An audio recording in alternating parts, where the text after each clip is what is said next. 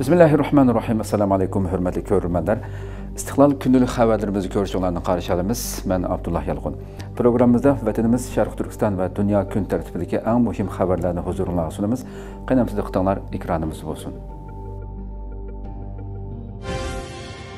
Amerika bilan Xitoy bu hafta savdo söhbəti o'tkazmoqchi. Xitoy tamojni beji urushida Amerikaga qat'iy bosh egmaydiganligini, söhbətlashishning sharti Amerikaning darajadan tashqari yuqori nisbatdagi tamojni bejidan voz kechishi ekanligini da'vo qilgan bo'lsa-mu, bu hafta Amerika bilan söhbətlashishga qo'shildi. New York vaqt gazetasining xabar qilishicha, Amerika bilan Xitoyning söhbət vakillari 10 may Shveysariyada uchrashib, tamojni beji masalasi haqida söhbətlashdi ekan. Uchrashishga Xitoyning muavin bosh ministri, eng yuqori darajalik savdo amaldori Xi Feng bilan Amerika Maliya ministri Scott Bessent qatnashdi ekan. Ammo Aqsaroyning savdo maslahatchisi Peter Navarro suhbat o'mikida yo'q ekan. Bundan ilgari Xitoy savdo suhbati uchun tamojni bejini amaldan qoldirishning shart ekanligini o'tirg'a qo'ygan bo'lsa-mu, Amerika prezidenti Donald Trump shanba o'tkaziladigan suhbatdan burun tamojni bejini hargiz to'vallatmaydiganligini ta'kidlagan. Xitoy bosh egib suhbat ustiliga kelganligini pardozlashga, o'zining savdo suhbatiga aldiravotganligini yoshirishga urinayotgan bo'lib, butun dunyoning umidi Xitoyning manfaati va Amerikadagi har qaysi sohalarning chaqiriqlariga asosan bu qarorni chiqarganligini da'vo qilgan. Moliya ministri Bessent taratqularning ziyoratini qabul qilib, bu qatimliq suhbatning asosliq nuqtasi navbatdagi jiddiy vaziyatni pasaytirish ekanligini, hargizmi cho'ng tipdagi kelishim hosil qilish emasligini qayd qilgan. Növbətdə Amerika hökuməti köp qism Xitoy mallarına 145% bosh qo'ygan bo'lib, Xitoy buningdan o'ch elish uchun Amerika mallarına 125% bosh qo'ygan. Ammo Xitoyning Amerika mahsulotlaridan bosh kechirim qilishga boshlaganligi davomli oshkorlanayotgan bo'lib, hozirga qadar 4dan 1 qism Amerika mallaridan bosh kechirim qilib bo'lgan. Amerika hökuməti mo Xitoyning bir qism elektronlik mahsulotlaridan bosh kechirim qilgan. Xi Jinpingning jiddiy vaziyatda Rossiyaga berishi diqqat qo'zg'adi.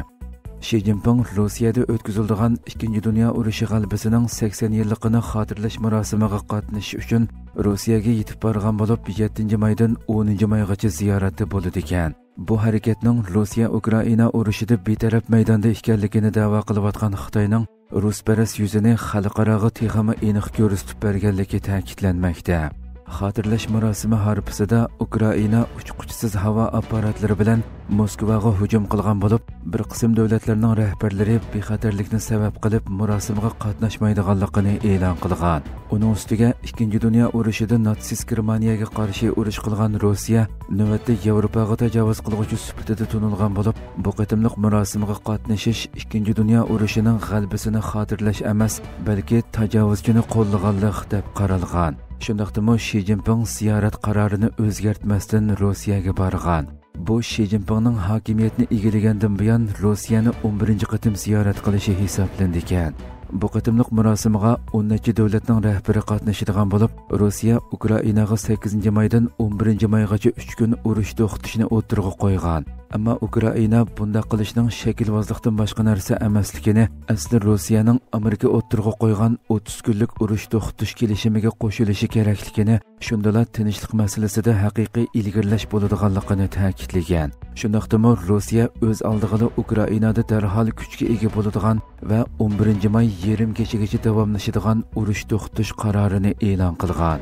Ukraina prezidenti Volodymyr Zelenskiy bir necha kun burungi so'zida marosimga qatnashadigan davlatlarni ogohlantirib, Rossiya tavalligida yuz bergan har qanday ishga Ukrainaning mas'ul bo'la olmaydiganligini, balki Rossiya mas'ul bo'ladiganligini, Ukrainaning bu haqda hech qanday kafolat bera olmaydiganligini, chunki Rossiya bu jarayonda qasddan voqea tug'dirib, buni Ukrainaga ortib qo'yishi mumkinligini bildirgan edi. Rossiya mo uning so'zlariga qattiq inkos qaytargan edi. Xitoyning dengizdagi zo'migarlik harakatlari uzluksiz davomlashmoqda.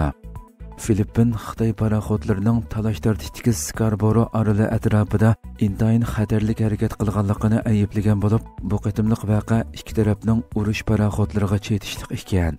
Fransiya radiosining xabarida bildirilishicha, Filippin armiyasi bayonotida bu voqeaning 5 may Scarborough aralığı 20 kilometr keladigan o'rinda yuz berganligini, ayni vaqtda Amerika Filippin birlashma harbiy manevrining davomlashayotganligini, Xitoyning ikki qo'g'dug'ichi paraxotining Filippinning chorlug'ichi paraxotiga yaqinlashganligini bildirgan.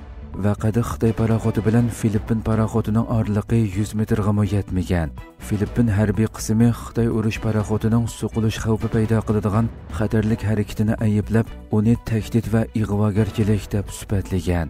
Xitoy bo'lsa Filippin urush paraxoti avatib Xitoyning dengiz tavalligiga tajovuz qilishga urindi deb jar solgan. Amerika bilan Filippin har yili mo'rini mo'riga terash nomli birlashma harbiy manevr o'tkazib kelayotgan bo'lib, bu yillik manevr mushu juma oxirlashidi ekan.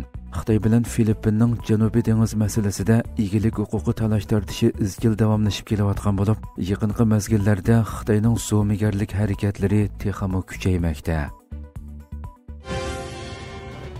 İsrailiyaning G'azzadagi hujumlari davomlashmoqda. Palestin sahiyya xodimlarining bildirishicha, G'azza shahrining Tuffah mahallasida panohlanish markazi qilib ishlatilayotgan bir maktab binosi Isroiliya tarafidan bombardimon qilingan bo'lib, hujumda 16 kishi hayotidan ayrilgan. Yana bir qism kishilar xarobiylik ostida qolgan. Bu hujum Isroiliyaning G'azzaning markaziga joylashgan Burayj musofirlar lageridagi yana bir maktabga qilgan hujumidan bir kun keyin yuz bergan bo'lib, oldingi hujumda 33 kishi hayotidan ayrilgan, 73 kishi yaralangan edi. G'azza hukumati axborot idorasining e'lon qilgan ma'lumotiga asoslanganda 2023-yil oktyabrdan buyon Isroiliya armiyasi 234 panohlanish o'rnini hujum nishoni qilgan.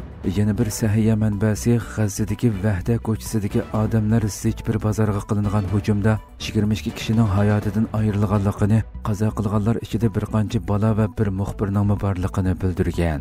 G'azza sahiya ministrligining ma'lumotiga qaraganda, Isroiliya armiyasining 2023-yil 7 oktyabrdan buyon G'azzaga qilgan hujumlarida ko'pinchisi ayollar va bolalar bo'lgan 52.600 dan ortiq falastinlik o'ldirilgan. Falastin qarshilik ko'rsatish harakati Hamas 7 may e'lon qilgan bayonotida G'azzaning janubidagi bir mina maydonida yuz bergan portlashda bir necha Isroiliya askarining o'lganligi va yaralanganligini uqtirgan. Isroiliya armiyasi bo'lsa bu xabar haqida darhol bir bayonot e'lon qilmagan. İsrailiya armiyasining sonliq ma'lumotlariga qaraganda 2023-yil oktyabrda Isroiliyaning G'azzada boshlagan irqiy qirg'inchilik urushida kam deganda 853 Isroiliya askari o'lgan, 5758 askari yaralangan. Pakistan Hindistonning urush aeroplanlarini tushirayotganligini bildirdi. Pakistanlik amaldorlar va yerlik taratqular Hindistonning Pokistonga qilgan boshqarilgan bomba hujumlarida 10 kishining hayotidan ayrilishi, 35 kishining yaralanishi va 2 kishining izdireksiz yo'qolib ketishidan keyin Pakiston havo armiyasining Hindiston havo armiyasiga tava 5 urush aeroplanini tushirayotganligini xabar qildi.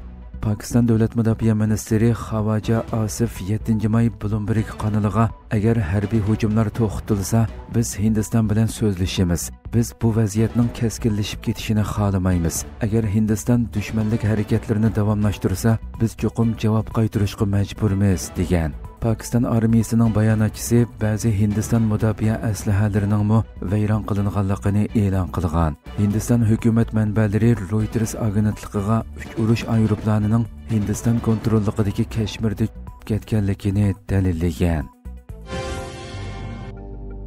Hurmatli ko'ruvchilarimiz, shuna qilib bugungi xabarlarimiz mush yerda oxirlashdi. Atigi programmamizni ko'rishgacha omon bo'linglar. Assalomu alaykum va rahmatulloh.